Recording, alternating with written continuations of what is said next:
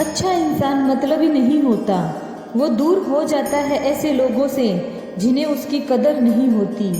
जो इंसान रोते रोते गुस्से में सब कुछ बोल देता है वो सच्चा होता है, क्योंकि गुस्सा और रोना इंसान को सच बोलने के लिए मजबूर कर देते हैं। किसी से ज़्यादा उम्मीद मत करना, क्योंकि जितना ज़्यादा लगाव होता है घाव उतना ही गहरा होता है। रिश्ता और शीशा दोनों बड़े नाजुक होते हैं, पर अंतर ये है शीशा गलती से टूट जाता है और रिश्ता गलतफहमी से। जहाँ गलती ना हो वहाँ झुको मत, और जहाँ इज्जत ना हो वहाँ रुको मत। अकेले चलना सीखो, क्योंकि सहारा कितना भी सच्चा हो एक दिन औकात दिखा ही देता है। जीवन में आधे दुख तो गलत लोगों से उम्मीद के कारण होते हैं।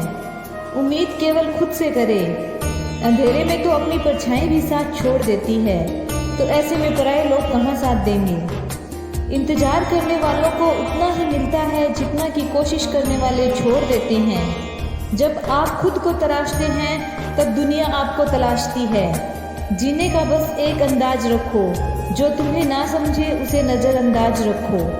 किसी ने सच ही कहा है कि वो इंसान आपका मोल कभी नहीं समझ पाएगा जिसके लिए आप हमेशा हाजिर रहते हैं। अकेले ही लड़नी पड़ती है अपनी दर्द भरी जिंदगी। यहाँ ताने तो सब सुना देते हैं, पर सच्चा सहारा कोई नहीं बनता। जो आपको गुस्सा सहन करके भी आपका साथ दे, उससे ज़्यादा प्यार करने वाला आपको कोई नहीं मिल सकता। कुछ ऐसा काम करो कि आपके माता पिता प्रार्थना में कहें, हे प्रभु हर जन्म में हमें ऐसी ही संतान देना।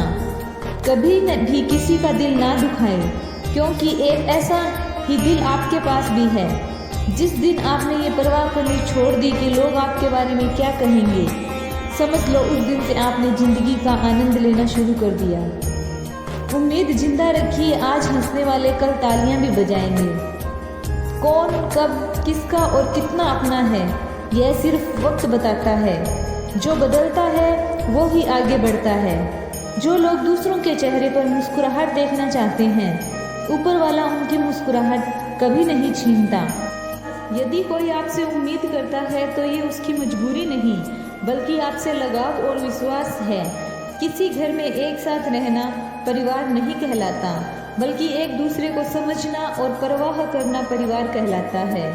निभाने वाले रास्ते ढूंढते हैं और छोड़ने वाले बहाने ढूंढते हैं। किसी को देने के लिए सबसे अच्छा तोहफा है उसकी भावनाओं को समझना और उसे सम्मान देना। जब जब आपके खास लोग आपसे दूर होने लगे, तब समझ लीजिए उनकी ज़रूरतें पूरी हो चुकी है। इंसान के शरीर का सबसे खूबसूरत हिस्सा दिल होता है। अगर वही साफ ना हो तो चमकता चेहरा किसी काम का नहीं होता। जिंदगी ने इतना सबक तो सिखा ही दिया कि अपनों पर भी भरोसा सोच समझ कर करो। ये सच है कि जब इंसान की ज़रूरत पूरी हो जाती है तो उसकी बात करने का तरीका भी बदल जाता है। भगवान से जब भी मांगो, भगवान को ही मांगो। जब भगवान ही तुम्हारे होंगे तो सब कुछ तुम्हारा ही होगा। बात बहुत छोटी सी है पर सच है। रिश्ते सबसे रखो पर उम्मीद किसी से नहीं। बात संस्कार और आदत की होती है, वरना जो सुन सकता है वो सुना भी सकता है। कोई फर्क नहीं पड़ता कि लोग आपके बारे में क्या सोचते हैं, फर्क तो इससे पड़ता है कि आप अपने बारे में क्या सोचते हैं। जिंदगी में जितना शांत रहोगे उतना ही अपने आप को मजबूत पाओगे, क्योंकि लोहा ठंडे होने पर ही मजबूत होता है। दुख में भगवान को याद करने का हक उसी को है जो सुख में उसका शुक्रिया अदा किया करता है। ताकत की जरूरत तभी होती है जब कुछ बुरा करना हो, वरना दुनिया में तो सब कुछ पाने के लिए प्रेम ही काफ़ी है। बच्चा क्या खाएगा, क्या पिएगा, क्या पहनेगा, ये ध्यान बच्चा नहीं रखता, उसकी माँ रखती है। उसी प्रकार क्या देना है क्या नहीं देना, इसका ध्यान स्वयं भगवान रखते हैं। दूसरों को समझना बेशक बुद्धिमानी हो सकती है, लेकिन खुद को समझना ही जिंदगी का असली ज्ञान है। भरोसा भगवान पर रखिए, लोगों पर नहीं, क्योंकि लोग धोखा देते हैं, भगवान नहीं। मनुष्य के पास सबसे बड़ी पूंजी उसके अच्छे विचार है, क्योंकि धन और बल किसी को भी गलत राह पर ले जा सकते हैं, किंतु अच्छे विचार केवल अच्छे कार्यों के लिए ही प्रेरित करते हैं।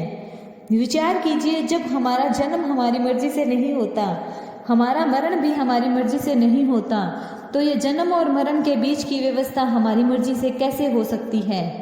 मनुष्य को इस संसार में जो कुछ भी मिला उससे खुश रहना चाहिए और जो नहीं मिला उसके लिए दुख नहीं करना चाहिए। एक बार एक किसान खेत में काम कर रहा था। खेत में काम करते करते किसान की घड़ी खो गई।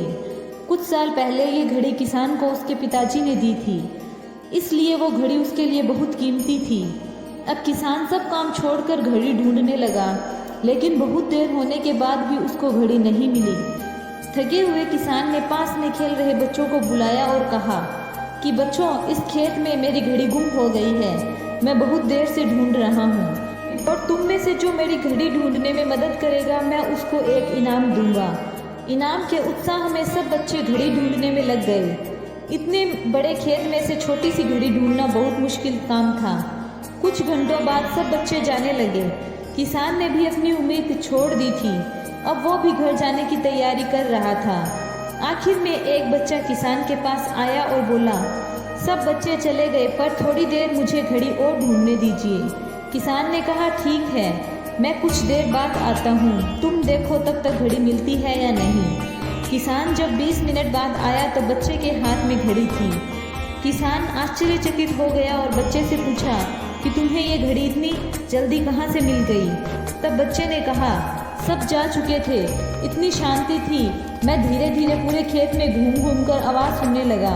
जैसे ही शांति में मुझे आवाज़ सुनाई दी वैसे ही मुझे पता लगा कि घड़ी कहाँ पर है। दोस्तों, ये कहानी शांत दिमाग की बहुत अच्छा उदाहरण है। जब हमारा दिमाग शांत होता है तो हर बड़ी चिंता खत्म हो जाती है और आसपास का शोर भी कम हो जाता है, तो हमारा दिमाग अपने आप काम करता है और हमें सही दिशा की ओर ले जाता है। राधे राधे।